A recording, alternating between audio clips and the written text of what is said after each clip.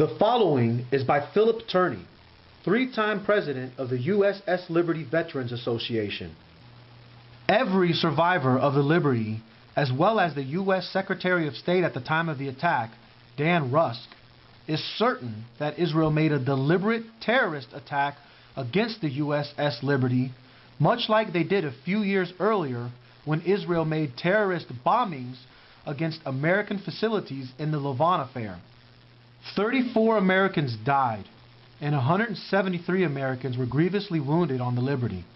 In that dastardly attack, Israel dropped napalm on our naval intelligence ship, torpedoed it, and then against the Geneva Convention, even machine-gunned the deployed life rafts. This was a joint venture by the Israeli military forces.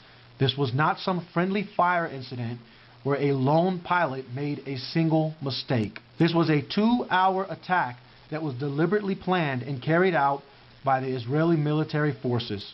Israel intended to kill everyone aboard and then blamed the attack on the Egyptians, just as they did in the Lavon affair. One of the many false flag operations that Israel has either planned or carried out against their so-called friends and allies. It is not the Hamas that is the terrorist government. It is Israel. Israel was founded on terror and is maintained by torture, repression, murder, and terrible crimes against humanity. It is downright treasonous for the U.S. Congress to issue a resolution condemning Hamas and condoning the Israeli mass murder and maiming of the Palestinian people. The truth is that Congress should be condemning Israel as the true terrorist nation.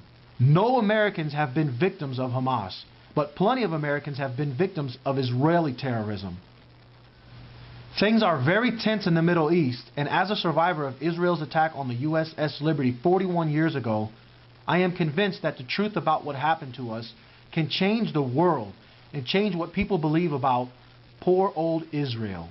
As the Liberty story is the straw that will break the back of the Zionist government murderers. Americans will not stand with Israel when the Liberty truth is told, and it is our duty to get this done now. Each day that goes by, I feel guilty over the deaths of the innocent men, women, and children of the Middle East, and I will not live with that. If I must stay on the computer 24/7, I will. If I must be on the networks, I will. If I must beg my country to not allow any more murder of innocent Palestinians, I will. If I must give my possessions, my money, my life, whatever, I will honor the Constitution of the United States of America just as I swore to do over 40 years ago. I have been lucky enough to be born in this promised land. We are the patriots of our time. We must bring back the reason and honesty our forefathers gave us. If not, we will not see the smiling faces of innocent, loving children ever again in this country. Patriots must rise up now and demand life, demand dignity to all persons without the Zionist threat of destruction of all mankind. We will not be blackmailed by you, Israel, not for one more second. We know that you are all about world domination, and that's not going to happen. America is too strong, and we are smart, and despite the fact that there are still some dummies out there who support you, the list is getting shorter by the minute. Get the hell out of our country and get out now. Take your whores, your drugs, your movie producers, and your homosexuals with you when you leave. Have your orgies in Israel and leave the rest of the world alone. It won't take long, as your filthy lifestyle will seal your murdering fate. Go, God's chosen people.